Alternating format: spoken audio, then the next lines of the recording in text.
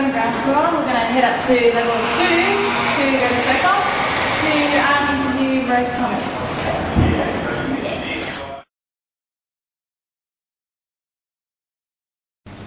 Now Rose, I'd first like to start by asking, how did you get into the PR industry? Well, I think it's really by accident, and I tell a story quite regularly about how I was actually part of an angry mob. So I was on one side of a public relations issue, and because of that, I actually chose to take a position where I had to leave my work, which was as an environmental education officer. And you know, that was such a big thing to resign over an ethical issue. But I became a community leader about a community issue and was offered work in working for a division of general practice as a community liaison officer, and then it all just flowed on from that. I was very lucky. I was able to be headhunted by a government organisation, and I actually used SoCom to do some work for me, to review our internal communications. Loved working with them, and a couple of years later ended up here, and it's been fantastic. Wow. Well, from your years of experience in the industry, what sort of changes have you seen throughout the years? And can you give us an example of a situation where you yourself have had to adapt to change? Okay. I think I've given it a little bit of thought. Thank you for providing the questions earlier. For me, the two big areas of change have been in the commitment to community engagement and the introduction of social media. And I guess community engagement is the thing that I love, that I practice, that I've been involved in my whole working career, which is about 30 years. But social media is such a new thing, and perhaps as an older person it might have been a real challenge for me. But you know, I was encouraged to get onto Facebook when that first came out. I couldn't live without it now. I stay in contact with my family all around the world, with my colleagues, former colleagues that are not living in the state anymore or have moved on to new jobs. So it's a great networking tool. Perhaps I'll talk about some more things a little later on. That's fine. Okay. What has been the toughest case that you've been presented up until now? Okay. Now, it's not the toughest case, but it is the toughest situation I've had to deal with. So, for the whole time I've worked at SoCom, I've had one client, and it's an infrastructure project client, and I've had to be the face of that project with every landowner that we've actually gone onto their property to do work, or people who are living in the vicinity of the work.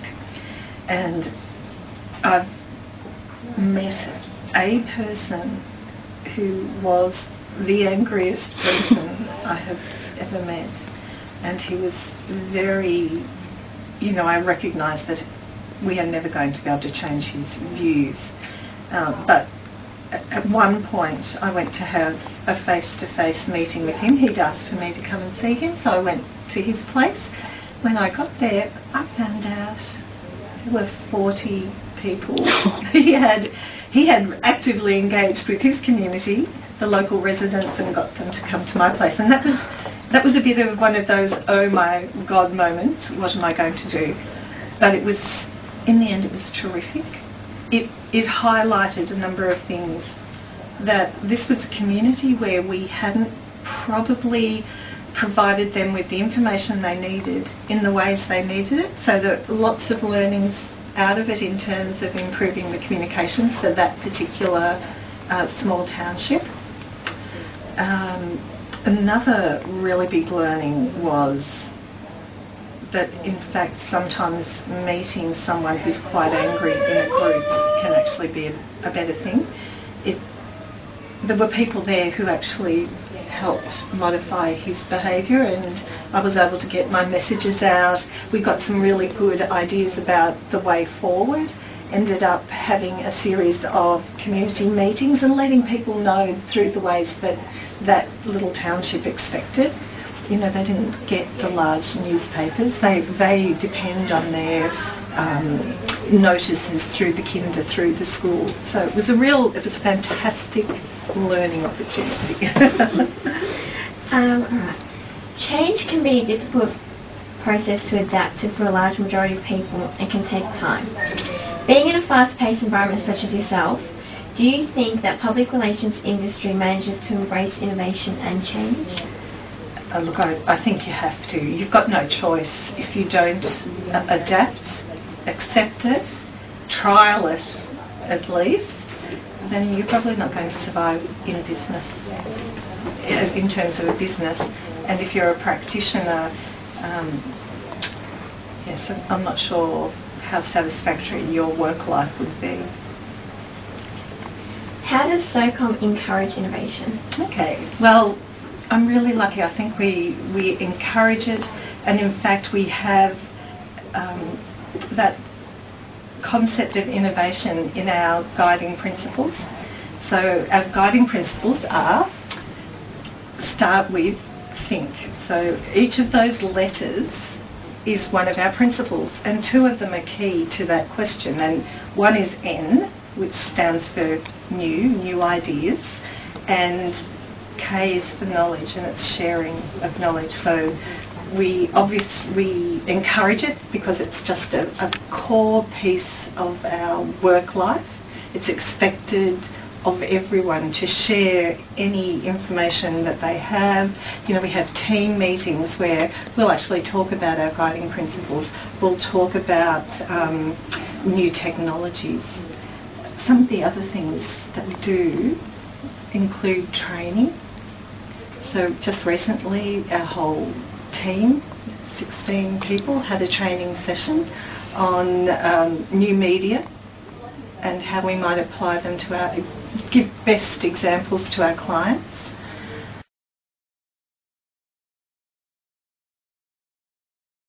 Okay, how does SoCom encourage innovation? Okay, we do it in a number of ways.